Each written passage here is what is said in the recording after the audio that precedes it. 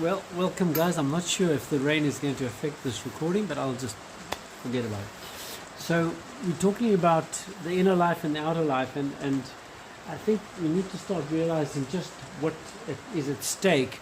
And what I'm wanting to say is that there's a tremendous pull in us between pulling into the world and being pulled into our heart. We're in a constant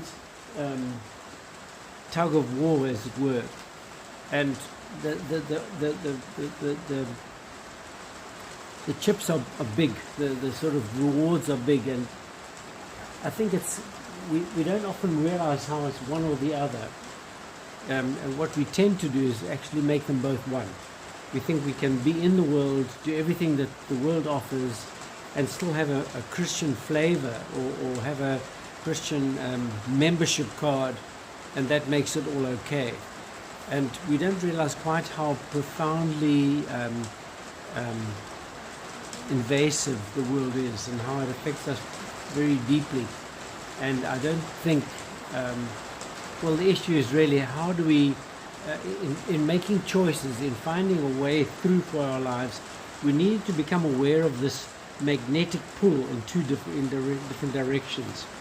The one is the outside world and how people see us, and everything that we've been brought up to believe is important for us, because it defines us, it tells us who we are, it tells us if we're okay, it's constantly measuring us, and we know our measure, and we're constantly trying to adjust our measure to be acceptable. The other one is like it's like a gut sense, it's like a heart pull, it's something much more subtle. It's much more deeply, quietly drawing us inexorably. But we're making these choices, we're making decisions, and we need to realize just how much we're affected by the two extremes. They are extremes because we can't live in both, and so we end up living in one or the other. And I think what we also need to understand is that we are born into the world, and so the world shapes us, and that's good. I mean, that's necessary. We wouldn't be shaped otherwise. And basically, our family, our context shapes our ego, shapes us until we become viable, and then slowly we start to realize that there's something more. And I've often heard people say, there must be something more to life. It feels like there's not enough. It feels like this isn't the whole story. It feels like the outer life is fine, but somehow it doesn't satisfy fully. Otherwise, people who have it all would be blissfully happy, and people who have nothing would be unhappy. And I remember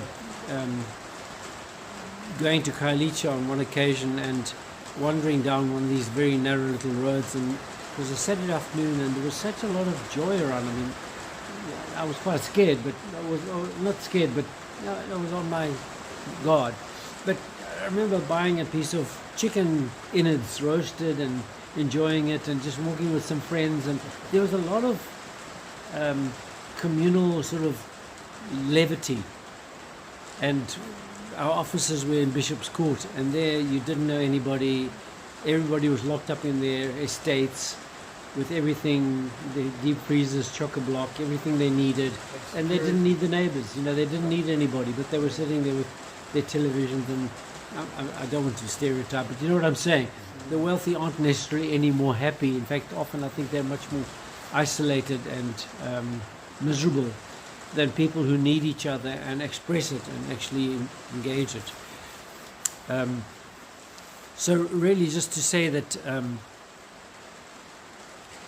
as we grow, we face more and more with questions that strike us ever deeper. And I think the midlife, we call it a crisis because it tends to feel like a crisis, but it's our soul and our spirit asking us profound questions. It's like we start realizing this is the middle of my life, and I've lived my first half, the young half. What now? And the temptation is to put our foot on the accelerator and push through and just keep doing more of the same, especially that which has worked. Success never really liberates us. It just makes itself into a formula that we keep trying to repeat.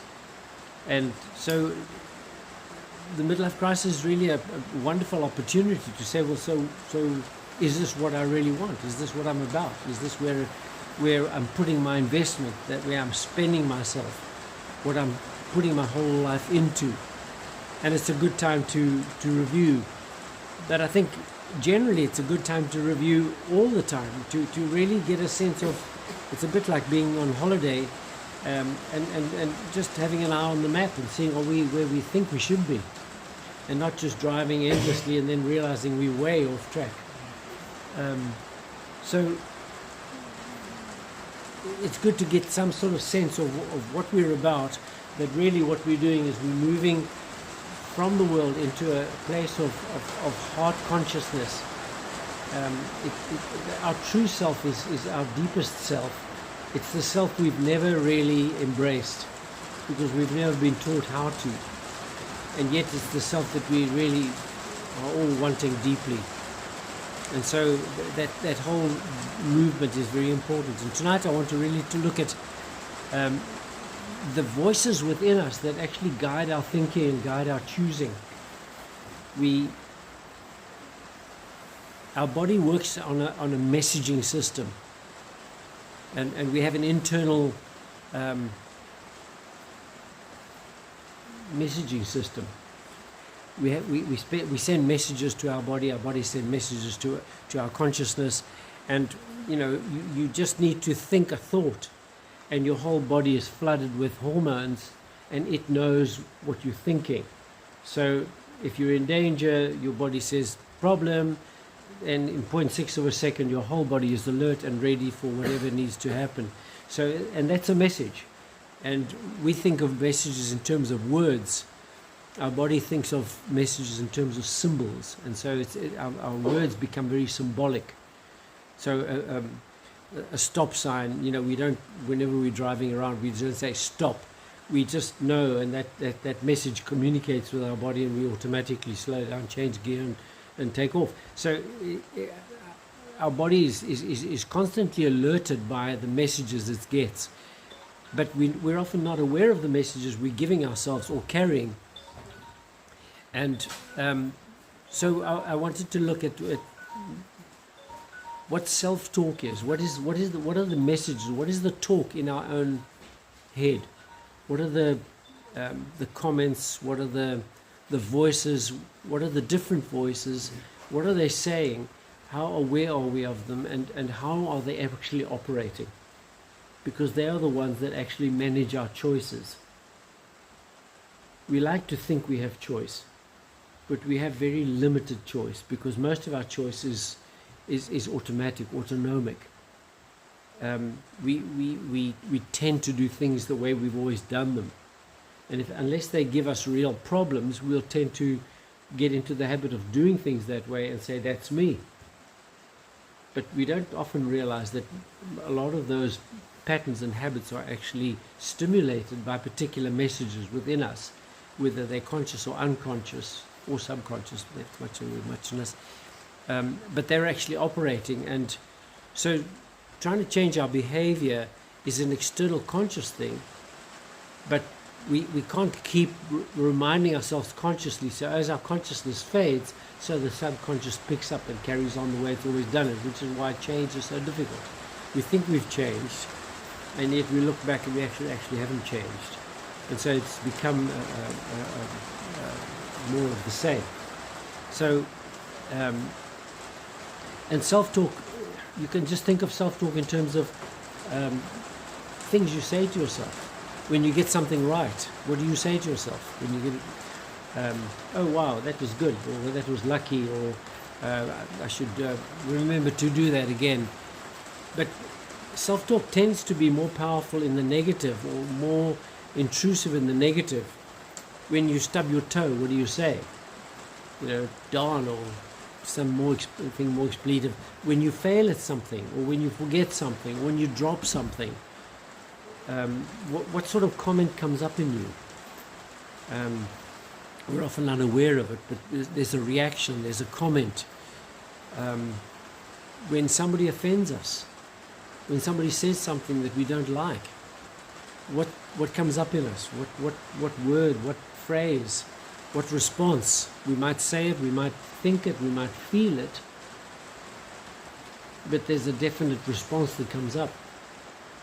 When we don't like something, when we struggle to finish a job, when with virtually everything we're doing, there's an interior dialogue going on, an interior narrative that's almost like chirping away while we interacting, living, doing, and it's commenting. Oh, that was good, or her. You know, you thought it was going to be easy. It's quite hard, isn't it? So sometimes it affirms us, sometimes it mocks us or shames us. Sometimes it takes away our courage or our drive. It says, oh, you know, you'll never manage. Last time you tried, remember what happened. Don't try again. So it's a very powerful inner manager of reality, and it may or may not be connected to truth. It often makes an assumption, and when we find certain behaviors that we repeat that actually aren't helpful, and yet the self-talk says, no, that's the way to do it, even though it's not going to get us in the right place. But because it's so quick and automatic, we think that, well, that's how I do it. And we don't really stop to check what the assumptions or beliefs are around that particular action. So a lot of the behavior we engage is actually happening without us really managing the process. It's almost like we become unconscious, and it's automatic, and it's repetitive, and there's a constant dialogue going on that actually is either justifying itself or driving us. You know, you've got to try harder. You know, that's not good enough. You know that you never do it well enough. You must try, you know, and it can push us to distraction. It can push us to self-destruct, because it can just say, you know, you're not enough. You're not okay. You're not okay. You've got to do harder. You know what they're going to laugh at you. They're going to mock you, or you might get fired, or often emotions have that kind of effect on us. You can hear when we speak, is it fear speaking? Is it anger speaking? Is it a justifiable action speaking? Is it experience speaking? Is it hope speaking? Is it an idealization speaking? If you take the phrases that are going through our mind and ask yourself, what is this actually wanting of me? Where's it coming from? Did I think this thought? Is this something that I hold dearly, or is this something I'm just doing it repeatedly because I think that's how it should be, without checking? Does that make sense? I mean, you can hear your own, some of those, I wrote them, listed them down. Negative self-talk. I wish, if only, I can't, I'm stupid, I never, I always, they should, why me, I never have enough, I'm upset, so it's always my fault.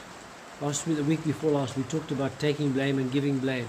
Those tend to be directed by self-talk, saying, well, you always get it wrong, you know, you're always to blame, or it's always somebody else. You know, blame somebody else, don't take the blame. So they're all part of the self-talk that tends to affect us.